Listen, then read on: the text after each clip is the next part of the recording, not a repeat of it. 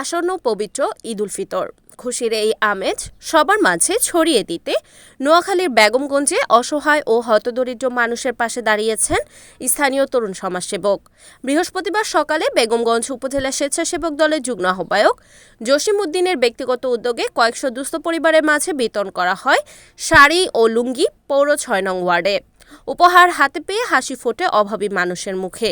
এ সময় আয়োজক জসিম উদ্দিন জানান, সমাজের সুবিধাবঞ্চিত মানুষ যেন অর্থাভাবে ঈদের আনন্দ থেকে বঞ্চিত না হয়, সেই দায়বদ্ধতা থেকেই তার এই ক্ষুদ্র প্রয়াস।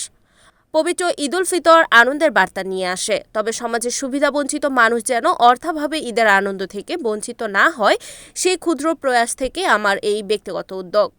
ভবিষ্যতেও সাধারণ মানুষের সুখে দুঃখে পাশে থাকার চেষ্টা অব্যাহত রাখব।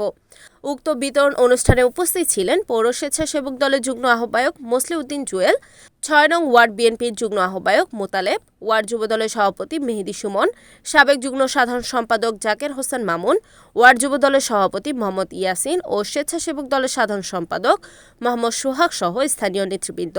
তারা সমাজের অন্য বিত্তবানদেরও এভাবে অসহায় মানুষের পাশে দাঁড়ানোর আহ্বান জানান।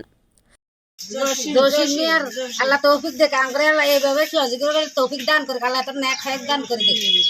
আমরা আমার জসিম কাকার থেকে অনেকগুলা সহযোগিতা পাইতেছি, এই জন্য আরো পাইবার আশা ভরসা আছে। আপনারা আমার জসিম কাকার দিকে খেয়াল রাখবেন।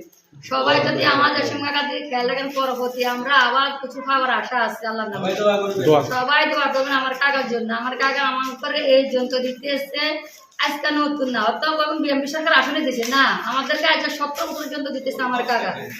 এখন আমার কাকা দিকে আপনারা সবাই দোয়া করবেন। আমার রিপোর্ট মোহাম্মদ সুমন ভুইয়া, NNTV, নোয়াখালী।